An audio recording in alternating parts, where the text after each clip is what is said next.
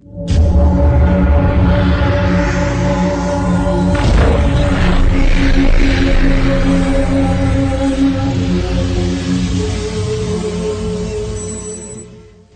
श्राप दिया तो सृष्टि तो हमारी। अब एक पिता के 4 पुत्र होते हैं, कोई पुत्र पिता के अनुकूल होता है और कोई पुत्र पिता के प्रतिकूल होता है। तो दया तो सब पर बराबर है और पिता ही समाज में कोई भी किसी भी प्रकार का व्यक्ति, सेवक और स्वामी को ले लो, शिष्य और गुरु को ले लो, एक गुरु के कई शिष्य होते हैं लेकिन किसी किसी शिष्य पर विशेष कृपा होगी। क्यों? क्योंकि वो उसकी अनुकूलता को स्वीकार करता था और उसके बाद भी यानी हमने तुम्हें नमस्ते कर दिया तो इसका मतलब क्या हुआ कि हम तुम्हें डर गए हैं। अरे उन्होंने एक अपनी आदर्शता का परिचय दिया कि मनुष्य के जीवन का यह आदर्श होना चाहिए, एक दूसरे का अभिवादन करें। और अगर हमने अभिवादन किया, तुमने समझा कि हमको डर रहा है इसलिए नमस्ते हो रही, हमें बड़े बड़े अच्छे हमें सलूट मारना, ये कौन चीज है? अगर ये चीज आ गई तो भगवान कहते ये हो गया अहंकार। और ठाकुर जी कहते हैं अहंकार हमारा भोजन है, इसलिए हमें हमारा भोजन तो चाहिए। यहाँ पक्षपात की कोई बात नहीं, हम तो अपना भोजन देने जाते हैं। बोलो जय श्री राधे। ईश्वर तो समदर्शी है।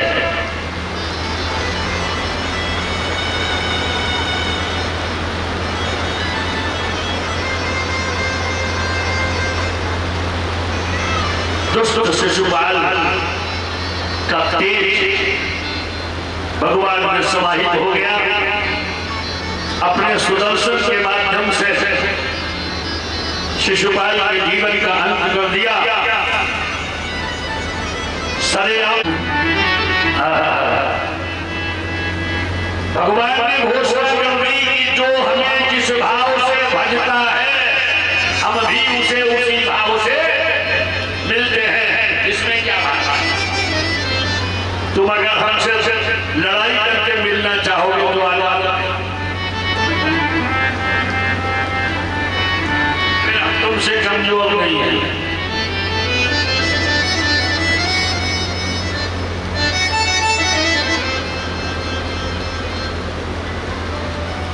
तो हमें तो दोनों का उद्धार करना है। सब भजन करके उद्धार कर लेंगे। मैं समझता हूं तुम भी भजन कर लो। तो रावण ने ये कह दिया, हुई है भजन न तामस देहा, मन क्रम वचन मंत्र दृढ़ ये मन वाणी कर्म तीनों को भजन करे। नहीं, अब तो हम युद्ध के मैदान में उसका दर्शन करेंगे। और यही हाल जन्मेजय ने कहा महाराज वो तो ठीक है लेकिन भगवान बोले जन्मेजय की पूरी बात न हो पाई। तुम कहना ये चाहते हो कि वो दिन रात। एक बार दोस्तों ने भगवान से कहा महाराज हमारी वजह से ही तुम्हारा डंका बजता है, हमारी वजह से। भगवान बोले वो आपका अवतार होता है और जब अवतार होता है तो सबसे होगा आपका स्वागत करते सारी दुनिया फिर आपकी जय जयकार करती है। अगर हम उत्पाद न बचाओगे तो तुम काहे को आओ? दोस्तों ने बड़ी अच्छी बात कही।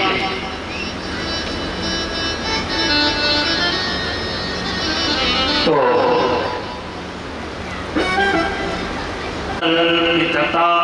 आचार सनकाम क्रोधाभिमानादिकं तस्मिन्नैव करणीयम्। वही सब स्वयं जी कहते हैं कि हमारी क्रोधमयी जो उपकार करते हैं तो मैं देखता हूँ प्रायः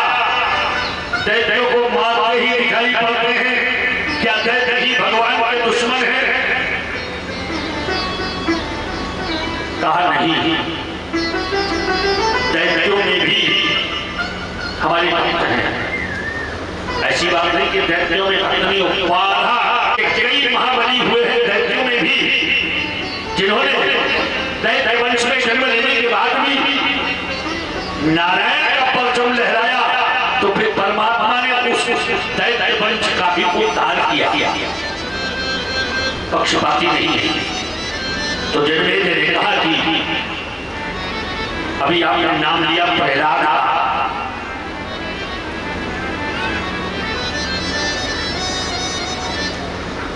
पैदा हुआ, ये कैसे पैदा हुआ? अभी प्रश्न ध्यान से सुनना। किसी राक्षसी प्रवृत्ति वाले के यहाँ कोई धर्मावतारी पुत्र, धर्मावलंबी पुत्र पैदा हो गया, न जाने ये विभीषण वहां कहां से पैदा हो गया। ऐसे लोग कहते भी तो हैं।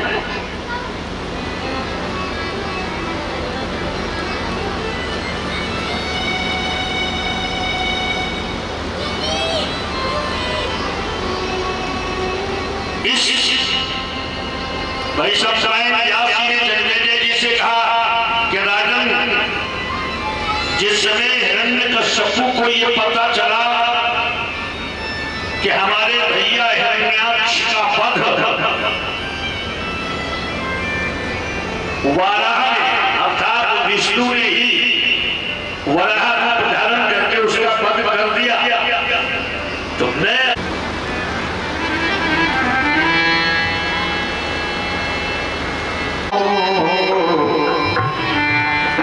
केवल हथियार तपस्या है। ईश्वर से लड़ाई लड़ने के लिए कौन से हथियार का प्रयोग किया जाए? निराकार मोंकार मूल केवल हथियार तपस्या, उसको जीतना है तो केवल साधना।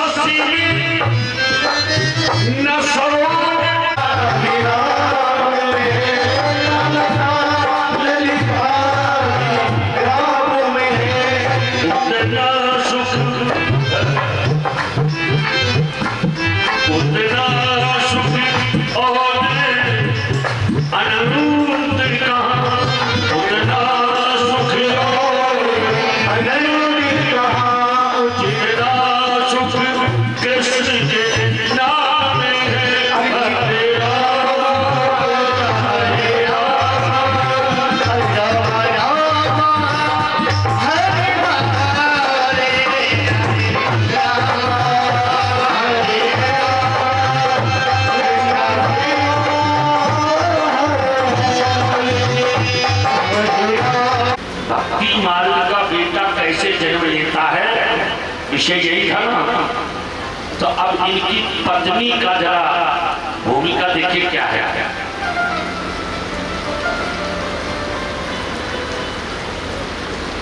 हिरण्यकश्यप की पत्नी का नाम है कयाधु।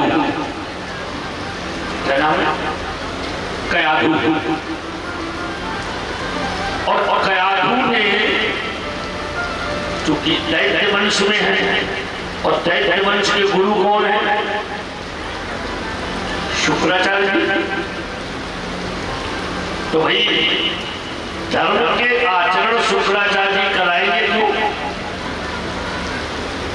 शुक्राचार्य तो वो आके कयाधु एक दिन छिप करके बृहस्पति की शक्तिमान, तुम तो केवल शक्तिमान हो, लेकिन वो सर्वशक्तिमान है। तो फिर क्या करें? कह देना कि पहले जाओ, एक युद्ध की देवी है और उस युद्ध की देवी का नाम बदल कर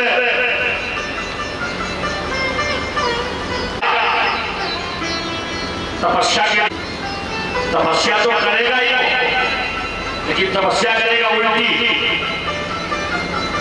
जब उल्टी तपस्या में बाधा पहुंचाऊंगा, उद्घोष करूंगा, और जब सिर अंदर जो क्रोधाग्नि है वो भक्ति है, तो उस क्रोध को शांत करने के लिए जल पिलाना जरूरी होता है। कोई गुस्सा ज्यादा करे और उसे पानी पिला दो तो गुस्सा का जो पारा है वो डाउन हो जाता है।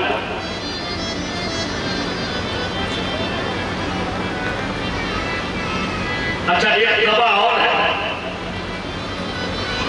और तो बांटने के रहन में ये भैया एक ऐसी दवा है जो कभी लड़ाई ना हो।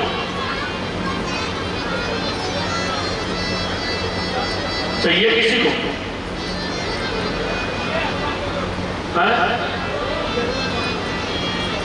चाहिए? ऐसी दवा है जिसमें कभी लड़ाई नहीं हो सकती। लड़ाई नहीं होती है। क्या इंजेक्शन लगेगा कि टेबलेट मिलेंगे कि सीरम मिलेगा? देखो सीरम है वो,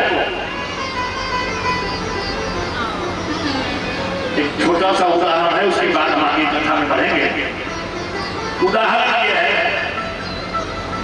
एक सूरदास थे, तो सूरदास उनको दिखाई तो देता नहीं था, और पकवान बनाने के बाद रबड़ी और बनाई, लेकिन रबड़ी बनाई डरते डरते। किसके डर से? अपनी सास के डर से। सास के डर से। हाँ, ये बड़ी बड़ी बात है। दूध दही को हिसाब ज्यादा रखती, तो हमने एक चुकट्टा घी भरो तुमको मांग दो, वो चुकट्टा घी तो खर्च हो गया घर में, अब तुम दो हिसाब।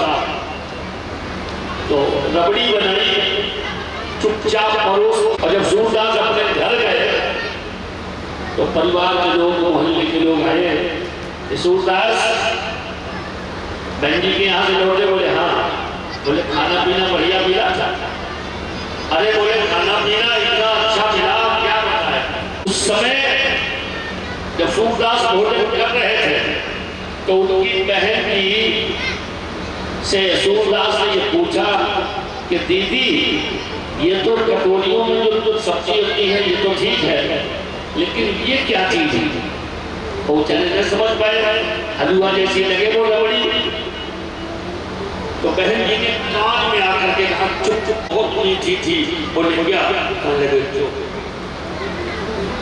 तो सबसे मीठी, बोलो ना, सबसे मीठी। कुछ बके पकड़े, जो यही दवा है। बोलो राधे राधे, जोर से बोलो जय जय श्री राधे।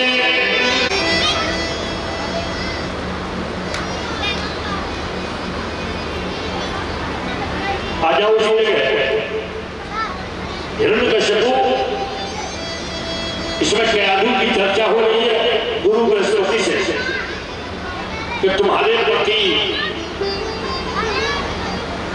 महत्वाकांक्षी हैं, क्रोधी हैं, और जब हम तोता बनकर के उसके सामने नारायण का बोलते अपने मुंह से नारायण शब्द का उच्चारण किया तो तुम्हारे गर्भ में जो बालक है उस बालक पर उस नारायण शब्द के परिष्करण वातावरण का असर पड़ जाएगा, जिससे वो बुद्धि उसकी बदल करके भक्ति मार्ग का बात। बृहस्पति के पास से कयाधु आई और कयाधु ने अपना प्रयोग किया, बड़ी प्रशंसा की कि भगवान आपका योग, मैं तो चाहता हूं कि आप जीत जाएं क्योंकि आप शक्तिमान हैं, लेकिन मैं चाहती हूं आपके पास कुछ शक्तियों की जो कमी है, क्योंकि युद्ध है सर्वशक्तिमान से। मेरे कहने से उस सर्वभूतेषु शक्ति रूपेण संस्थिता नमस्तस्यै नमस्तस्यै नमस्तस्यै नमो नमः। जैसे ही उस रण की देवी को आवाहन किया, गुरु और उसके ठीक सामने पूर्व दिशा की ओर मुंह किए बैठा है, तो फिर पश्चिम दिशा की ओर तोता बन करके बृहस्पति ने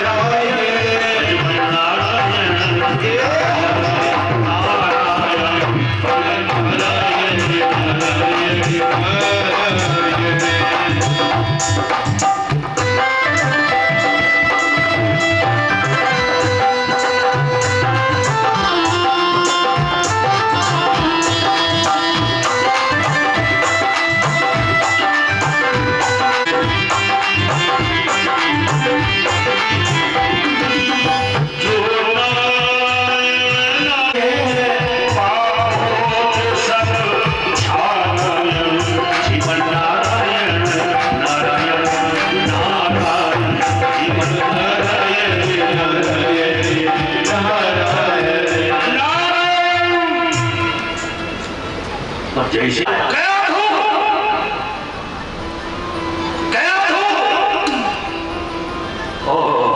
कयाधु ने सोचा, हमें लगता है कि गुरु जी ने अपना काम कर दिया, बाहर निकली, जल का पात्र हाथ में लिए, आइए स्वामी जल लीजिए, आंखों में लाल लाल क्रोध।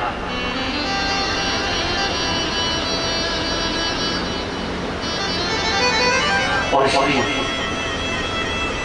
कयाधु ने स्वयं भोजन तैयार किया और भोजन परोस करके लेके गई, भोजन करता जा रहा है और कयाधु धीरे से पूछती है, जब आप गए थे तो तोते का मुख किधर था?